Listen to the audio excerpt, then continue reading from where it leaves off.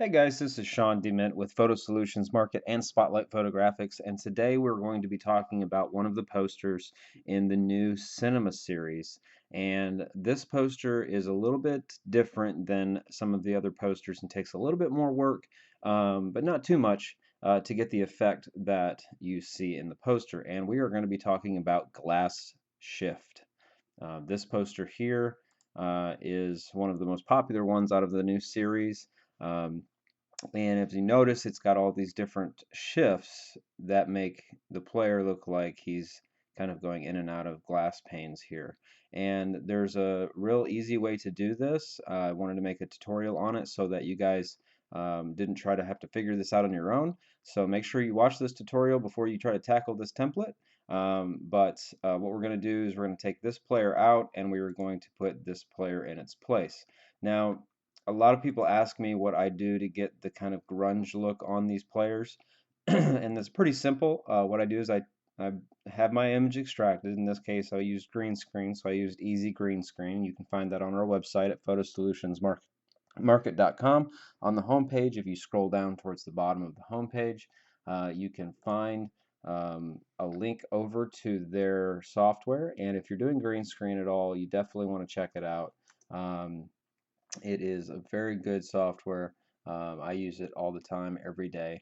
And actually, I will show you here. If you're on our website and you scroll down towards the bottom, there's the link for it right there. And you want to get the Master Key Suite because it comes with both the Easy Green software and the Chroma Key software that does the automation part if you're doing multiple batch processes. And if you use this code here on our website, you can get $100 off. So that is what we used here to get this cut out.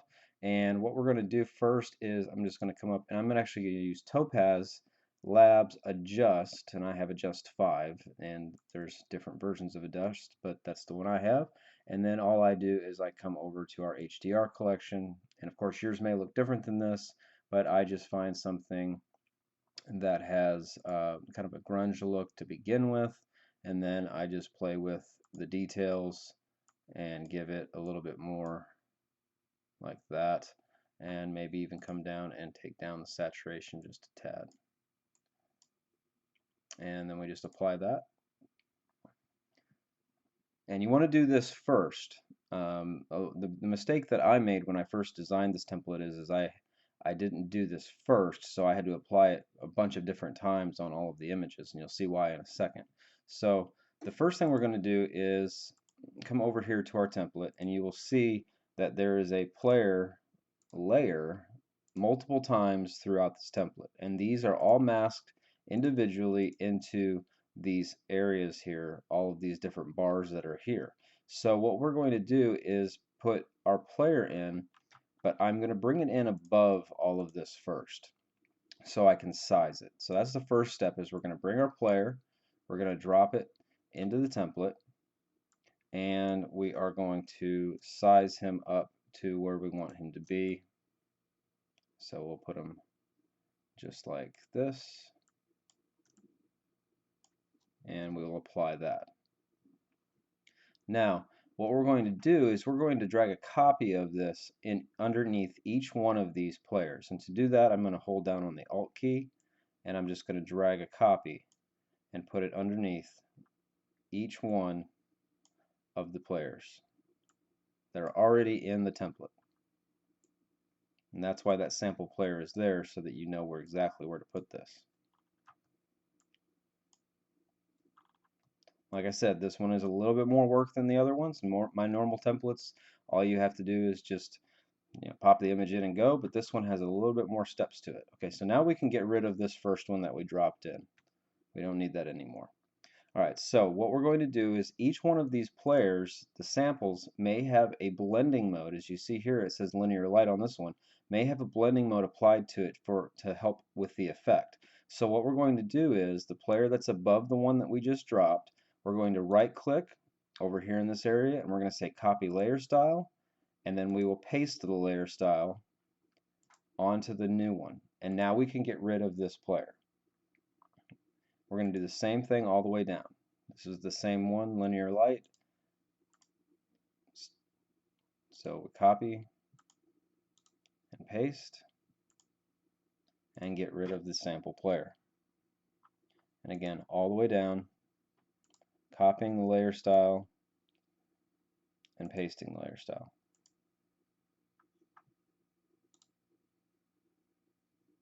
Now this one didn't have a layer style, as you see when I tried to copy it, it did not show up as one that I could copy, which means that one does not have one, so all we have to do at this point is just delete the player. Same thing on this one, so just delete the sample. On this one we do have one, so we're going to copy our layer style again, paste our layer style in, get rid of the sample, and copy and paste. So now we have our player in there, and you can see it did that. Now, here is how we make the shifts. As you can see, there are not any shifts going on here.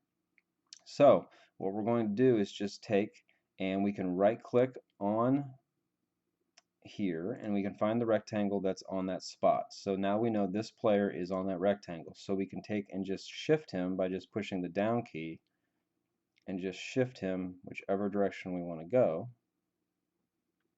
And we'll do the same shift for the rectangle on this side.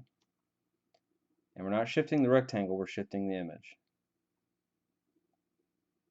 And then we want to come all the way to the end. We'll do that rectangle person. We'll shift him the opposite direction.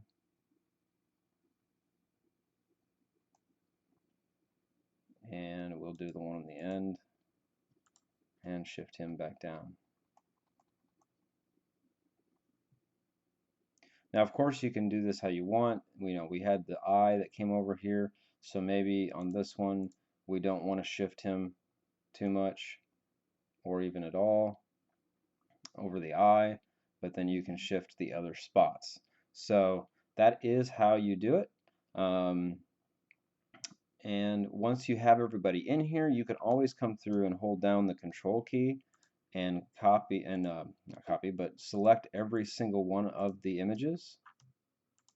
And then you can do a free transform with control T, and we can move him around all as one group. Just like that. So we'll say that we want him a little smaller so that we can keep his eyes in the center there.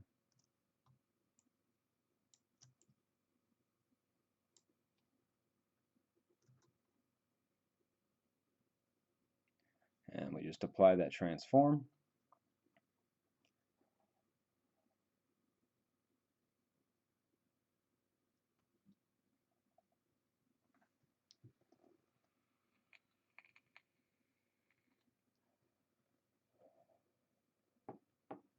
And that's pretty much it.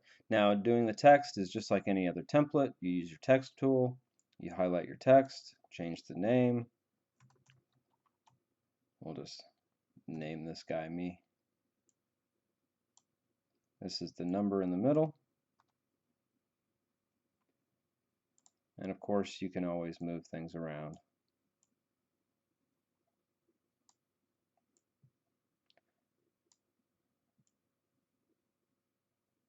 And if you want to change the colors of the text, all you have to do is come up over here to your color palette for that text, and you can change it to whatever color that you want.